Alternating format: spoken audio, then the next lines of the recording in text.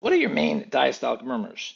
The main diastolic murmurs is if I aims a gun at you, you're going to die. If I aims a gun at you, you're going to die. Not the most politically correct mnemonic, but take the first two letters AI, say aortic insufficiency, and the MS is mitral stenosis. So aims is your diastolic murmurs. Aortic insufficiency, which is a whole diastolic murmur.